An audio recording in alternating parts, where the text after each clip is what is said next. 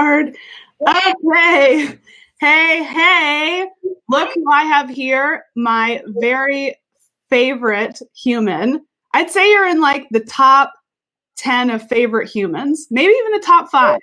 Oh my gosh, thank you. I'm going to echo that sentiment because you and I talk pretty much daily, and that daily text where I actually respond is reserved for a very, very small few. Oh, I like it. So I am here live with Rachel Luna, who is a fabulous friend and human. Rachel started off as a client of mine, a styling client. We worked together and we vibed. I've been a client of hers, and now we've been friends for 5 or 6 years now. Mm-hmm. So I'm really excited to have Rachel because if you don't follow her, she's completely awesome. Like she's a business coach. She's an inspiration. She teaches journaling. She just wrote me a kick-ass affirmation. Like she's just a woman of many magical powers, which she'll tell us about.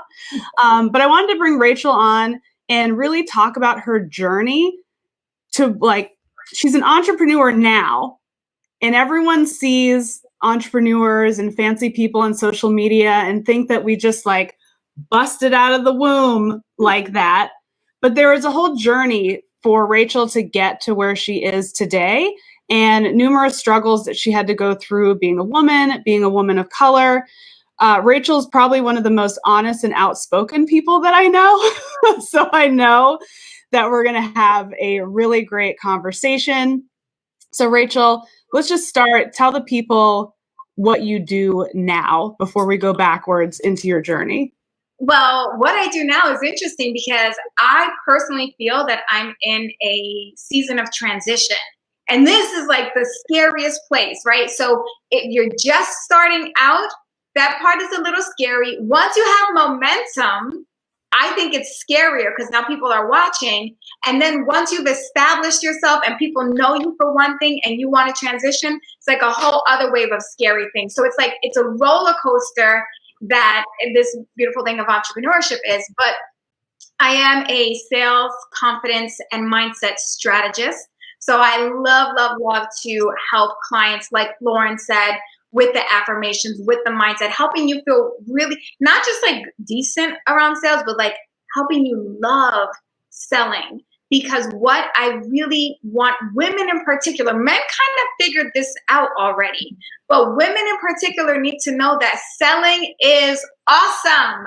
It's awesome. And it is an act of service. When you offer the sale to your ideal buyer, you have literally just given them the opportunity to solve a problem that has been keeping them up at night. Mm-hmm. You are literally a prayer answered, and you don't even know it. And I'll just give you a quick example. I made an investment in a coach a couple months ago, and it was a bigger investment than I wanted to make at the moment. And he sent me this one thing. It was one thing. And all of a sudden I felt like, oh, this is what I needed. And so it made it everything, every single penny worth it. Had he not pitched me, had he not made this offer, I would still be struggling in this arena. So that is what I do. I also have a journaling program called the Faith Activated Journaling Experience, where I help people create more of what they desire, manifest things in their life through journaling. And I always have a journal with me, which I love.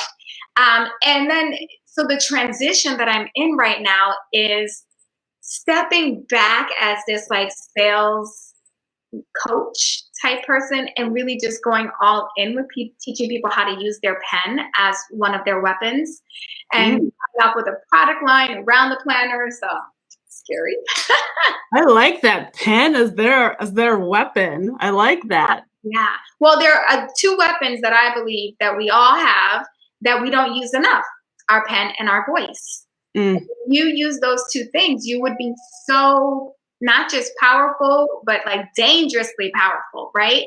Because think about it. When you use your pen and you write something down, a book is a legacy, right? You can die, but that book is still available for someone to carry on. And then your words, think about one of the most famous speeches on the planet, I have a dream. His words.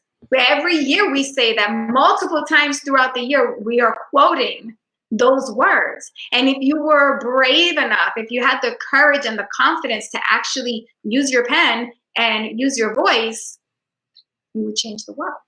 Ooh, ooh.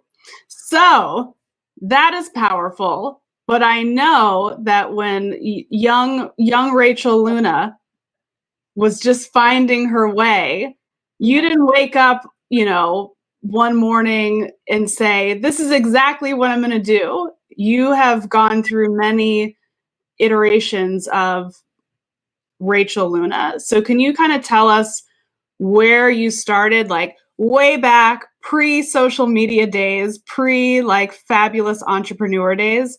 Where were you? That was pre-Rachel Luna. That was Rachel Rodriguez.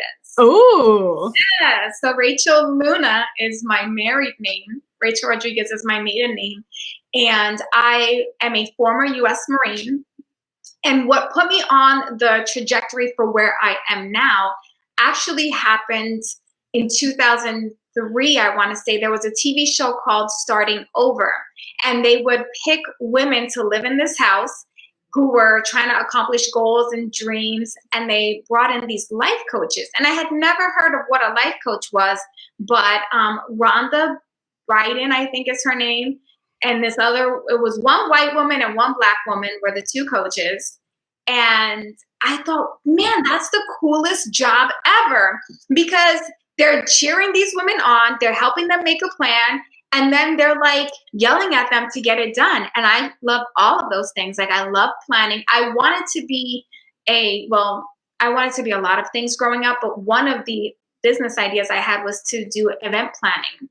And it was called Dreamweavers, teenage Rachel Rodriguez. But so this whole idea of life coaching seemed to be a really great idea. But at the time I was 23, so you can do the math of how young I am today. And I thought, I don't even know how to begin. The internet was not what it is today. So it's not like I could just Google and find out how to become a life coach, because there was I don't even think Google existed at the time. It might have been Ask Jeeves or something. So that's a throwback. I was an Ask Jeeves, connoisseur. But so I kind of just put that idea to the side. Now, fast forward to, actually, I lied. So that must have been in 2001, because I was still in college when that was happening. But fast forward to 2003, I go to Iraq. I was in the Marine Corps. And that kind of really changed me, because when I got back, I went to work for Toyota Motor Sales in their national headquarters in Torrance, California. And I was part of the sales management program. And if you want to talk about all kinds of just stupid things in the workforce that I had to deal with, like, that was the prime place. So let me say this: Toyota, the company, great company. They really take care of their employees. It's a male-dominated industry. I don't know why I kept inserting myself into these male-dominated industries in the first place. Now looking back, I think it's that I was really afraid of having intimate connections with women. And I was afraid of I always thought like I get along better with guys than I do girls. And that actually is not true at all. I get along great with women. I was afraid of being judged by other women, because deep down I was judging other women. Not because I wanted to find fault with them, but because I was so insecure about my own identity that there was this thought of like, man, I hope they're not thinking the things I'm thinking about them when they think. Anyway, so here I am working at Toyota, and sexism was huge, first of all. And then I'm a little brown girl, and I have a big mouth. Like, my big mouth has always gotten me in trouble. So once I got back from the Marine Corps and I'm working in this corporate environment, and I'm having to take orders from these men who are doing the bare minimum, and they're getting credit for my ideas. It's just like, it's not going well for me. And I remember one day, my boss at the time he was, I can't remember what the whole thing was, but he tried to say that I wasn't where I was supposed to be. And I was like, let me just stop you right there, because you haven't been in your office all week. Don't come up in here on a Friday to tell me how to do my job that you are supposed to be doing. And I said, and by the way, I got up from my desk. I looked in your office to see if you were there so I could tell you where I was going, and you weren't. So what do you want me to do? The next time I'm going to go to the bathroom, put out an APB looking for you? Fine, that's what I'll do. I'll call the cops and I just went off.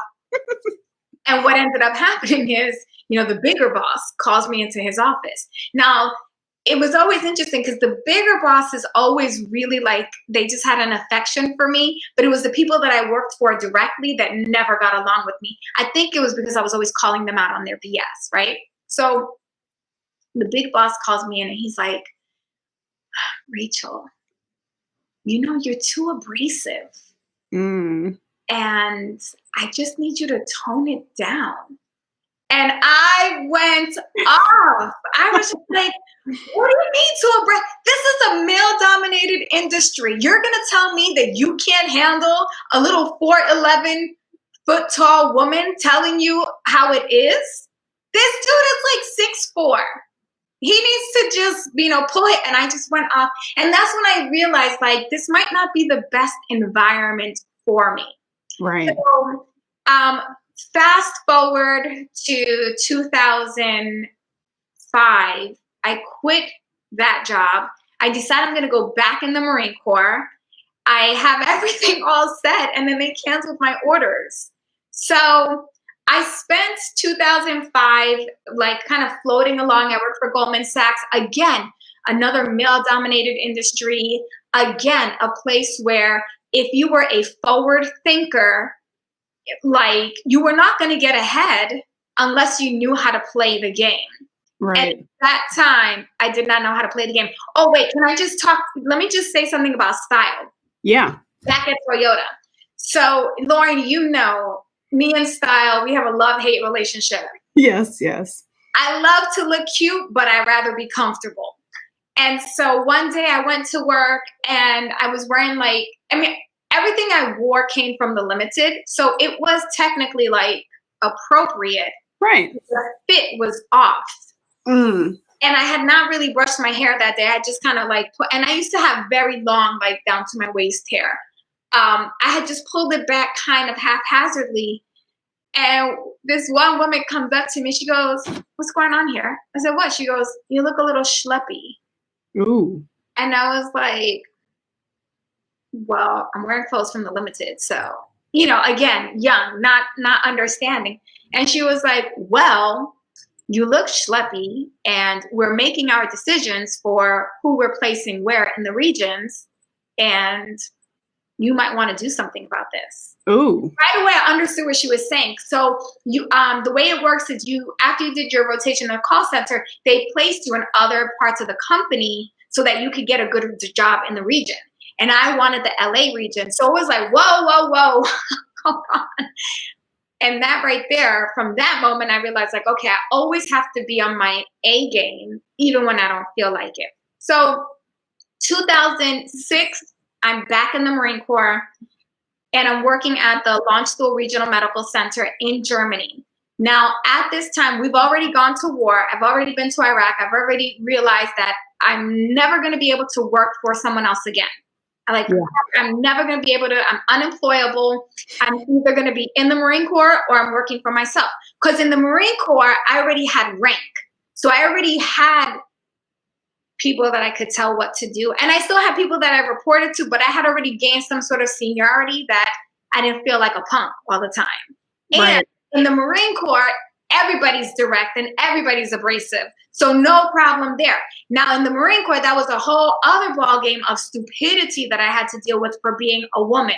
And when I got pregnant, that's when all hell broke loose. Because when I got pregnant, I wasn't married, and my superior, there was a woman before me who had gotten pregnant and she really milked it. So in Germany, the doctors in Germany don't want women to work. So they put you on bed rest no matter what. And she went on bed rest and they thought I was going to go on bed rest. And in the Marine Corps, if one person is sick, you don't get a replacement. Everybody has to pick up the slack. So long story short, they tried to fire me so that they could bring in a body. And I was like, no, I am working until the day I give birth. I am taking my 32 days of leave and I'm coming back, and you are not getting, and it was like this whole big battle. And one day I remember I was about to go on leave, and I had literally like a folder thicker than this, full of receipts, email traffic, notes I had taken of all the harassment that they were doing to me, because I was never the type of person to like complain. And I go into like my big boss, Sergeant Major's office, and I said, I'm going to tell you something right now. You see this? This is my file that I have been amassing for the full 6 months of my pregnancy, where you and him and them have all made this a hostile work environment. Now I'm going on leave this weekend.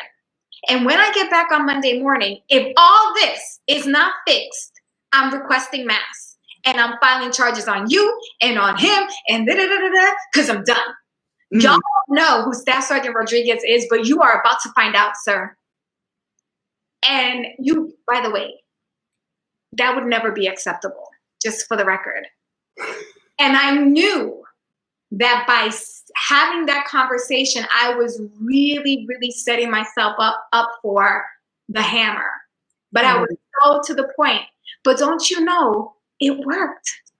Well, shit.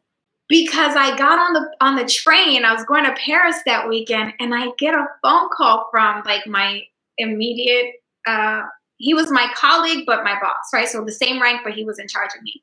And he goes, hey, Staff Sergeant, just want to let you know, everything's been taken care of, your orders, enjoy your vacation.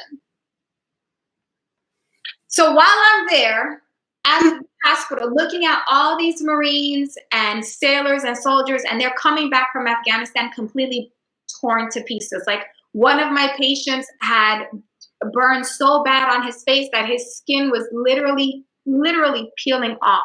Like, one day he scratched in front of me and the skin just fell off his face, like sloughed off. My other patient, Lance Corporal Bio, I'll never forget this kid. He was 17 years old. He had lost both legs. Every bone in his body was fractured, and his jaw was wired shut. And even through that, we still were able to communicate. And then I had another patient who lost both of his legs and a part of his penis and one arm. I mean, it was just... And one thing that they teach you in that position is to never minimize someone else's pain. So while you're looking at guys in the ICU completely blown apart, I had patients, on the 3 Delta, another part of the hospital, with just a pinky toe missing. And the guy with the pinky toe was just as distraught, probably more so, than the kid in the ICU. And I remember I wanted to say to him, like, suck it up. There are other people. But no, this was such a great lesson. And I feel like I really want to share this, because for those of you that are coaches or even just concerning, caring people, you are going to hear people tell you some really basic things that you'll think to yourself, like, that's like, of all the silly things. But when you show them empathy, it helps their recovery process. It helps them bounce back faster, because all we really want is to be seen, heard, and understood. So I realized from that, it's getting dark. It's going to storm. So sorry, the lighting just shifted. All that, I realized I needed to figure out what I was going to do in the next phase of my life. My orders were coming to an end. My on-again, off-again boyfriend of 3 years turned out to be happily married. In the midst of all this, I mean, it was a mess, Jesus. And I thought, there's got to be more to, like, I'm supposed to be doing something else to help people, so that if, their life is cut shorter than expected, everything that they did will have mattered to them. that they would have felt fulfilled, that they would have felt complete. And so I did end up staying in the Marine Corps for one more year. Thank God. That's where I met my husband. But in that time, I went back to get certified as a professional life and business coach. Why? Because by this time, right, 5 years later, the internet has picked up, and now there was no Zoom at that time. Right. But you could teleconference. And so I got certified through these teleconference calls, and that began the journey to here. Nice. So let's thank you for sharing your story, because that, again, if someone just started following you, like, oh, look at Rachel being a coach, look at her. It's like, look at all of that came before. And, for me and my career journey, I just went live on Friday talking about my journey from, loving fashion at a really young age to going to college and thinking that was going to set me up for my happy ending, in terms of business and success, to working in corporate, to working for startups, to starting my career over, to being an intern, to trying to start my business, and like all of the bullshit that came along the way, from racism to sexism to just like, this didn't work how I thought it was going to work.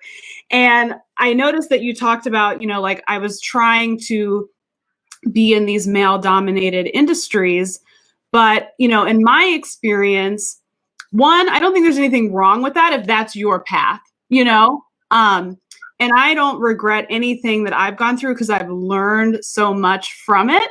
Agreed. But similar to you, I was like, I didn't understand the game. So I was also abrasive, loud, inappropriate. And I can look back and be like, oh, I should have done that different. Well, it's interesting because as you're saying that, I remember now that there was a position at Toyota that I wanted that I should have rightfully gotten. But because I did not know how to play the game, listen, it's not a race thing, but a white girl got the job. A white girl who just kept her mouth shut and did what she was told and yes, sirred her way, got the job, even though she was less qualified than I was. Right. And I think, so here's where I think the difference is that I would love to discuss with you is when you have a clear vision, even if it's not crystal clear, but if you have something inside of you, an inner voice or a desire or a gift that God gave you, then you move along the path, like you just go and you just keep on going. And there's certain instances where, if you had just kept your mouth shut and gotten that promotion, that wasn't where you were intended to be anyhow. Like, who knows how that would have changed your trajectory. But there are women who do want to get into those male dominated fields, or they do want to get that funding for their startup. And because in the age that we're in, outrage nation, cancel culture, we think that it's always time to break the rules and you should like me for me. I'm not wearing that. I'm not doing this. I'm not saying that. Where if there's somewhere you want to go, you've got to pay attention to that game. Yes. So, I'd love to just hear your thoughts like on the game and even as an entrepreneur, because I feel like people think that entrepreneurship is bypassing the game. But the game is always in session. It's the game of life. Listen, you are always either playing the game, sitting on the sidelines, or in the stadium. Or maybe you're on the couch at home. And if you're on the couch at home, like that's the worst place. Like you're not even in the atmosphere. And so, listen, you always have to be mindful of the game. And there are times where still Rachel Rodriguez is like, let me out. Let me at this mofo. And Rachel Luna is like, sit down, shut your mouth, and relax. Because there are better ways to respond than to go off and come out at people and say what you want because you want to be fully self-expressed. And for the record, I have a book coming out called Permission to Offend. So I am all for speaking your truth, but there is a moment where you have to read the room and you have to understand the climate, the environment, and the impact, not just the intention. And this is something that we're seeing right now with everything going on at the time of this recording with Black Lives Matter. And people will say, well, that wasn't my intention when I said this or when I shared that. Well, guess what? Here's the impact of what you shared. And this is why there's a season to just sit down, shut up, and pay attention. One thing I will say is I'm eternally grateful. My team and I we had our meeting today, and we had a moment, and we thanked all the people that have done it wrong in this season, and all the people that have not done exactly what you're teaching, which is to read the room, pay attention, and know when it is the right time to step out of your lane. Ooh. Oh, yeah. That's poignant. Even God agrees. So what I mean by that is assess, what are the implications? What are the consequences of you not dressing the part? Of you coming in like that day, for me being real schleppy. Well, to me, I could have and I would have. And today I'm like, well, I was being comfortable. Right, you were being comfortable, but you're perceived differently.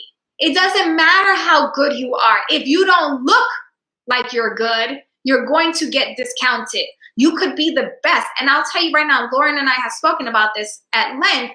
I'm still healing from breast cancer, so I cannot wear lashes. I can't wear makeup. There's a lot that I cannot do. And it drives me crazy because I know that sometimes people will look at me and think, oh, she just rolled out of bed. She didn't even care. You see? And that's not the way to do it. God is letting you know right now. Listen. Do everything that you can within your means, within your ability. And, one of the reasons why I love your style collective so much is because you really do teach and embody that.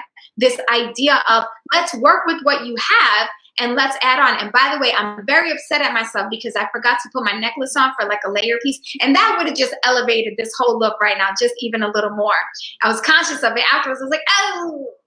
It's okay. You got the big earrings. You're still filling the space. Still looks good. So it's really important. Looks do matter. I hate to say that. I hate that we live in a society and a culture where looks matter, but looks do matter. And, Rachel Rogers, who is, you and I have talked about a lot, she said this so good, and I really appreciate it. She said, who do banks give money to? Do you know who get the loans and the grants? People who look like they don't need the loans or the grants. If you look broke and you walk into a bank right now trying to get a loan, they're not going to give it to you. Why? Because they don't believe you can pay them back. But if you go in there with your Gucci belts and your cute, flats and your bag and you're well put together, and the chances are oh, well, she's got a Gucci belt. She can afford it. And it's, I can hear someone saying, but I don't want to live in a world like that. I get it. Neither do I. But guess what? If you want to change the perception, you have to get in the room first to be around the people that are making those kind of decisions so that then things can change.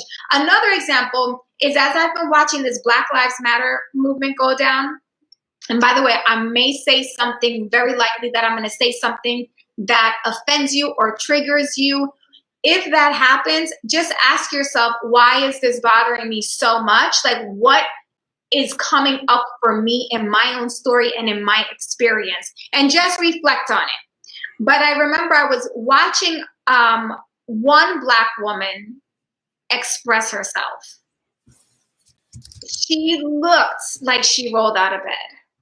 She was angry. She was yelling. I mean, I didn't even want to watch because I felt attacked through the screen, and I knew I wasn't being attacked, but I couldn't hear her because I was so busy subconsciously judging her. We have unconscious bias.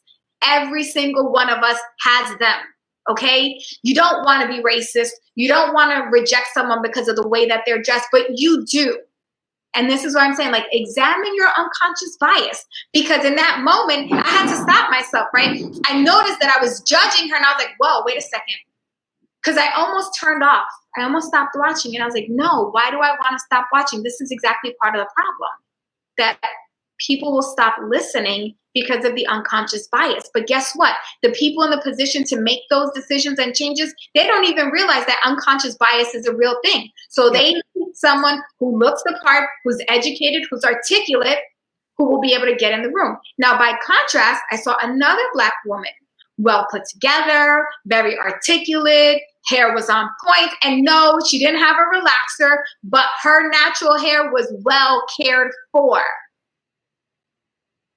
It was so much easier for me to hear her message. Yeah. And listen to what she had to say. And guess what? That woman, the articulate woman, was then invited. I started to see her on every podcast, every live stream. And guess what? The one video that I never saw anything else from that done by that woman again. Yep. And you know what's really sad is that the first woman that I saw, she was educated. Like, she had a lot of really good facts and points that I wish more people would be available to listen to. So I share that to remind all of us, not just people of color, because white people, you as well. Right? Think about that. When we see someone with no teeth, wearing the white beater and the raggedy poom poom shorts and the dirty flip flops and the dirty feet, you know what I'm talking, right? You know what I'm talking about. I do. Even if you don't want to, right? I'm a Christian. And I'm not one of those like, what is it? The two-faced kind, right? Like, oh, don't fornicate and don't do this, knowing good and damn well that I have my babies I was knocked up and not married.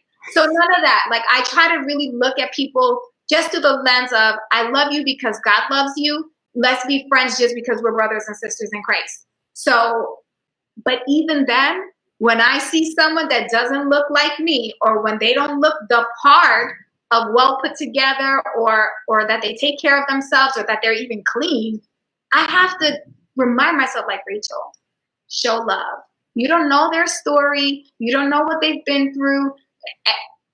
Nobody's doing that in the boardroom. Nobody's doing that. And that's the thing. So the goals are bigger than you. And I think that's what we have to remember, especially as women, so it's leading by example, and it's leaving space for the next, because it is unfortunate that we live in this world where we are judged by appearance, and there is so much unconscious bias. And if you aren't aware of that, good luck. And most people are not aware of that. Like, it takes work to have that awareness. So if you want to live in a world where that does not exist, get in the damn room and make things different.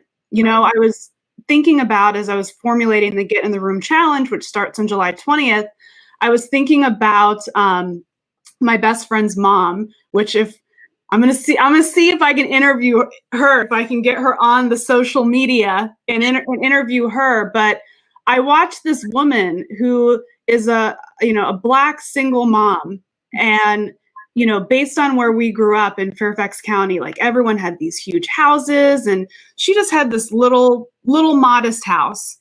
But I watched her ass work, and I watched her play the part that she needed to play for that particular game. I watched her go from this tiny house to this huge house to being an EVP at this huge, huge corporation that we all know. And I watched how she maneuvered. I watched what she wore. I watched how she spoke. I watched who she included. And when she got into a place of power, her whole executive team were mostly Black women. And it wasn't a thing of like, ooh, like, I'm just going to hire all the Black people. Like, these are qualified women who couldn't get in the damn room because the gatekeepers, they could not get past the unconscious bias. They could not get past the fact that they think Black people are uneducated, that Black people are lazy, that it should be a white man in the job. So she, I'm sure, took her lumps, just as we all have, to make space for these other women who, guess what, are going to make space for other women, and they're going to eventually change the industry. So that's that's part of our responsibility to get in the room. And with this culture right now, where like, you didn't speak up, what the frick is wrong with you? It's like, sometimes you got to shut up because there's a bigger play. Sometimes you got to wear the shit that you don't feel like wearing because there's something bigger. And it doesn't mean that you remove yourself from it. Rachel and I talked about this before we hopped on live. It's not about being fake. It's about integration and like knowing which levers to pull. So can you talk about that, Rachel? Because you are so powerful, but you always remain authentic no matter what. So my personality, as you know, some people say it's fun, it's energetic, you're so high vibe and high energy, and other people are like, she's abrasive, she's loud, she's this, she's that. So I'm for sure not for everyone, but one thing I've discovered in particular in the entrepreneurial space is that, again, unconscious bias is always running the show. And we are all, every single one of us, such fractured human beings. There's so much trauma that we need to heal from, that when we encounter people who don't look like us or don't sound like us, we get on the defensive because we're already thinking like, you are going to challenge my way of being. You're making me uncomfortable in my little environment, and nobody wants to be made to feel uncomfortable.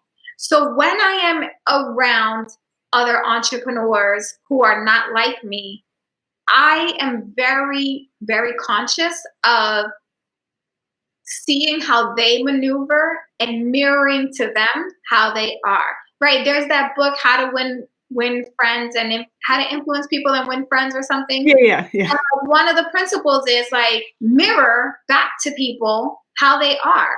So if someone says, hey, what's up? You're like, what's up? Right? But if someone comes in and says, hi, it's so nice to meet you. It's lovely to meet you as well.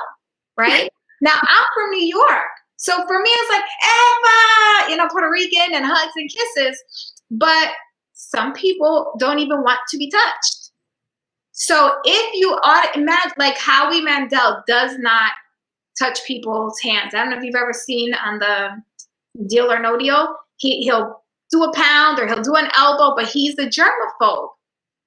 Could you imagine how uncomfortable you would make him if you tried to give him a hug or touch him in the hand? You'd never be invited back to any room that he was in because he'd be afraid, like, you're going to be the one that touches me. So we have to pay attention. Go in the room. See how people are behaving. See how the person that you're trying to connect with, the person that you want to have an alliance with, how do they show up? Yeah. Mirror to them how they're showing up until you become a friend, until they are comfortable with you. Because here's the thing. Once you have this person already paying attention to you and watching you, they will see how you behave with your inner circle. So people that initially were not sure about me, I'm mirroring them. And then they see how I am with other people, like, but I'm still never, ever like imposing on them. Then all of a sudden they're available for the part of Rachel Luna.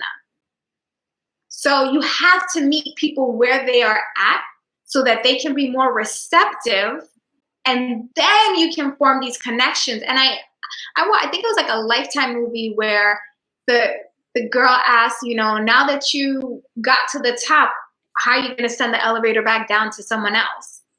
And I love that idea of like, get in the room, get to the top, and then send the elevator back down and bring somebody else up. Me personally, I want to get in the room. I want to get at the top of the elevator in the penthouse, and I want to say, hold on, I'll be right back. I'm going to go get my friend. And I want to go back down, and I want to meet you where you are and prep you and say, look, we're about to go into this room.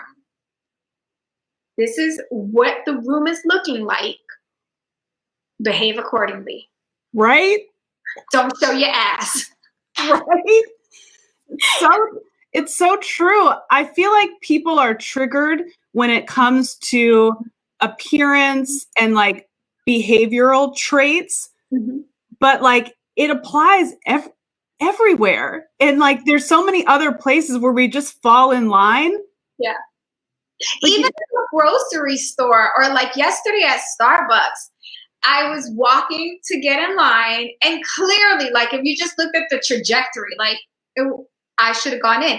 This woman in like rankety janky, hanging off her yoga pants, like they weren't even good, nice yoga pants. They were just like, she just looked raggedy. Her hair was all raggedy. She like sped up to go in front of me, and I was like, okay, you must really need that Starbucks. And then she was just so loud and obnoxious. And by the way, I'm a loud person. You would think loud and loud we would get along. But I was so busy judging her from my unconscious bias that it took a good 5 minutes of me watching her interact with her boyfriend for me to say, like, God, forgive me for my judgments. I'm sure she's lovely. She probably was really thirsty. You know what? She needed that Starbucks bread. But most people don't do that. no, not a chance. I have worked so hard on myself to get to that place. Most people will just stay stuck in the place where I was when she cut me off like, bitch, you lucky my daughter's with me, because the New Yorker in me was about to be like, excuse me. So let's talk about entrepreneurship, because we touched on this a little bit before, but I feel like when people think about getting in the room, breaking through that glass ceiling, we think about corporate, we think about politics, we think about these really structured institutions. And if we just start our own business, then we don't have to deal with that bullshit. But I know for me in entrepreneurship, if you really want to succeed, you still have to touch those rooms. And there's also a like room and place with your audience in a way too. So can you talk about the room obstacles or opportunities you faced in your entrepreneurial journey? So just think about stages that you want to speak on, podcasts that you want, access to and visibility, masterminds that you would one day like to be a part of. Like all of those are rooms, so to speak. And that is such, to me, and my perception is like, it's such a game. You have to know someone. And typically, if you're a brown or black person, that someone does not look like you, typically. And then they have to vouch for you. And it is a whole game. What I have found, because people ask me all the time, like, everybody, you're so connected. How do you get in those rooms? Well, first of all, you invest in the room that you want to be in at the lower level. So for example, like say there's this mastermind you want to be a part of, or a stage that you want to speak on. Well, you don't just go buy the ticket to the event. You buy their base thing, then you buy their next level thing, and you perform. You have to perform. And it's interesting because I have an event and people pitch me all the time to be speakers, but I'm like, but why? Why would I put you on my stage? Because I'm looking and you're not doing anything to show me that you are going to do and say something powerful and impactful. Because when I look at your social media, it's basic. When I look at the pictures that you post, like your selfies are whack. Again, it's like, it's all of it matters. Like your newsfeed, I hate that it matters, but it matters.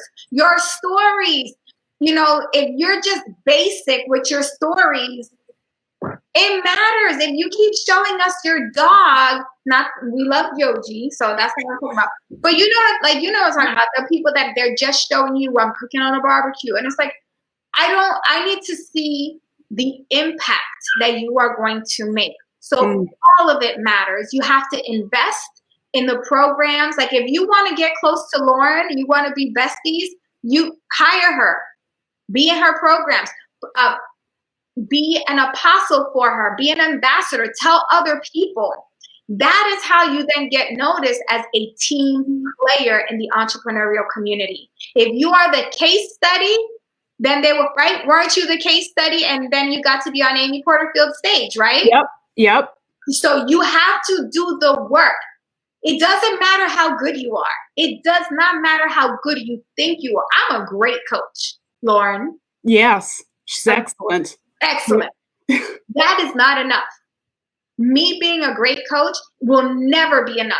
I have to do all the other things. I have to dress correctly. I have to go to other events. I have to network. I have to make the connections. I have to mirror image people. I have to mirror people. I have to add value. I have to then promote all these other people first before they realize, like, oh, this girl's legit. Okay, let me promote her. So don't even think for a second that because you decided to be an entrepreneur, all of a sudden you don't have to answer to anybody. No, you're answering to a bunch of different people.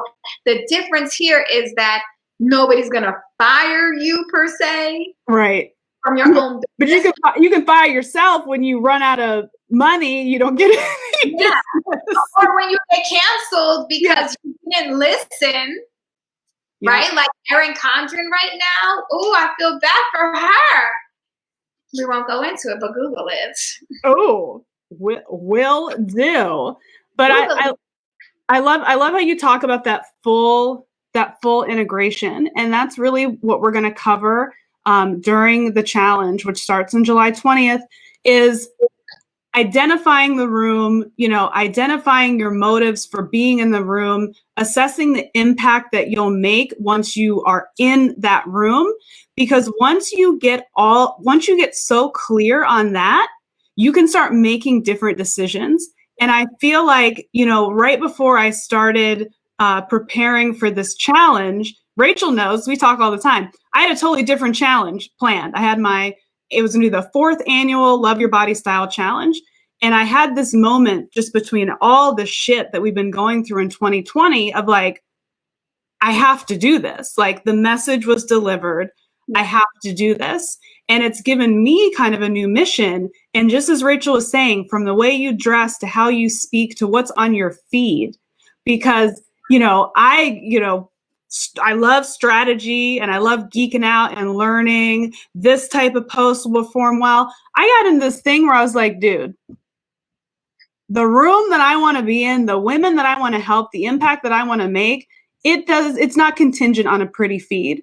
Mm-hmm. I'm going to put the stuff that I would text all of my friends and be like, watch this. The discussions that I have behind the scenes that light me up and make me feel passion, that's the stuff that I have to present, because the room is more important than my ego. The room is more important than what I think I should do to be accepted.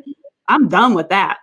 Well, and it's interesting too, because I want to share this one story about how I was in a room and I'm not in the room anymore. I'm still in the building.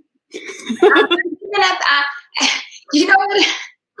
You ever take the elevator and you get to where you're going to go and there's a room, but the doors are closed? Yeah. And everybody's like, that's where I find myself now in one particular relationship. And I wanted to share this because I don't want you to ever get kicked out of the room, but still be on the same floor, because I still see them coming in and out and they're like, hey girl, how are you? We have that fake exchange, but then they go back in the room and I can't go in. You're behind that frosted glass door. Yeah, behind the door.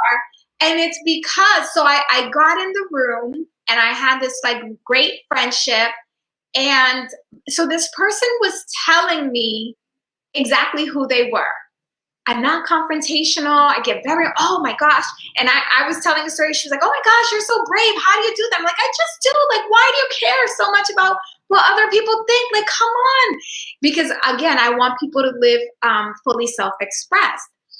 But instead of listening and just meeting this person where they were, I was always like a bulldozer trying to pull them out. But what ended up happening was I was too much too soon. And it made this person so uncomfortable that they began to pull away.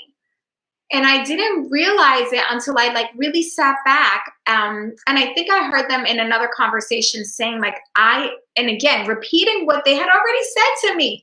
I'm really uncomfortable in these situations. And then I could think of all the conversations that we had had that I had made this person so uncomfortable. And again, this is not about you not being who you are. This is about respecting the other person for how they are. And I want you to think of it this way. If you knew that someone was autistic and this autistic person did not like to be touched, would you keep touching them? No, because you know that you are creating trauma. That's exactly what happens when we don't listen, when we don't read the room. We are creating trauma for these individuals. Only a person who loves abuse on a subconscious level will keep coming back to that. Ooh. Wow. Ooh. That one. Woo. That one hurt. That one hit and hurt. Yeah, I'm still trying to get back in the room. So, and by the way, you can. And the way that you then start to work your way back in the room is you have to act like you're down in the lobby. And you have to do all the things that got you in the room in the first place, but you have to do them better. So it's reaching out, it's sharing the stuff, it's signing back up for their programs, it's making connections for them, helping them, so that they can see like, okay, this person I had a rough encounter, but I actually see that there's more good than not. And by the way, Lauren and I were talking about someone, and I was like, I just don't know. I feel like I can't invest in them for whatever reason. And I kept having this like wall up. And then that person went and did something incredibly generous for someone that I care about. And when and she had said like, this is on my heart. I'm praying for you. I did this for them. Right away, I'll take my money. Here you go. And I made the investment in that person because they invested in me in a whole different way. So you have to be hyper vigilant because there are so many opportunities for you to make yourself visible, make yourself known, and get in the room, but you don't see it because you're thinking that it's going to be this one big invitation, and it's not. It's going to be the earrings that you wore one day that got someone's attention, the belt, like I know we're kind of short on time, but can I just say this? I noticed that somebody was wearing a Gucci belt in their picture, and I was like, oh, I'm blinded by that belt. I've been wanting a Gucci belt, and da-da-da.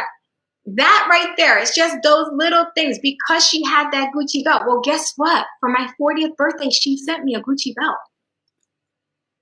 Because I made the comment of like, I love this belt. But let me just show you that two things happened. One, she was dressed the part, and that brought me in. And I've promoted this woman many, many, many times over. She's definitely made money from my audience. And I mentioned that so that you can see the reciprocity there, right? Like that one statement necklace opens up the conversation. And then you guys start becoming friends, and then it's a share here and there, and then next thing you know, someone sends you a Gucci belt, and you're in the with your belt, right? And once you're in the room, it's all the other stuff too. Because I don't want the takeaway from this incredible conversation to be like, if I get the belt, all my problems are solved. Like Rachel is fortified with education, with faith, with spirit, like with training, with experience. So once she's in, it's on and freaking popping. Yeah. Because there are plenty of fakies that can cheese their way into the room, freaking, buddy into the room. And when you realize you ain't got no substance, girl, you're out. You're out. And people know the fake ass shit you did to get in, and good luck, going from the elevator back to the penthouse. And integrity. You have to have a high level of integrity. I know this one particular individual who got in the room, and it's a shame too, because this person is actually good at what they do, but their level of integrity is so low that any time, like in this last year, this person has lost hundreds of thousands of dollars in opportunities because now people are saying like, oh, what do you think? Nope, I wouldn't do it. I wouldn't hire. And you don't want to get on that blackball list because then you got yourself fired. You got canceled. Well, Rachel, thank you so much. You are so incredible. You know how much I love you. If you're not following Rachel, please go follow her. A good place to start is on her Instagram, Girl Confident. Always coming at you with the fire content. When's your next Faith Activated webinar? So it's actually coming up. I don't have the date, but I want to say it's in the next 2 weeks. It's this month. So for sure, follow me at Girl Confident, and the link will be in my bio once we have it up. We just talked about that this morning. I should know.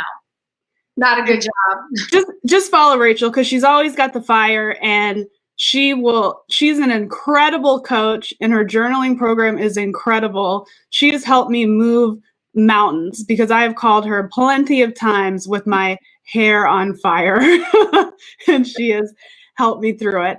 And everyone here, please stay tuned, because July 20th is when the Get in the Room challenge begins. The registration for the challenge will open up next week, I believe.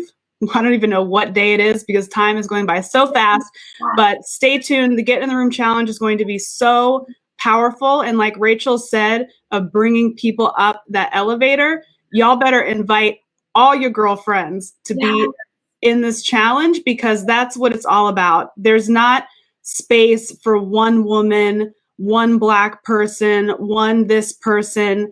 There's space for all of us. If we can get in, we can change the world. So I look forward to seeing you all in that challenge. Thank you again, Rachel. Follow her and get all of that Luna magic. Get it. Get it. All right. Bye, everyone. Bye.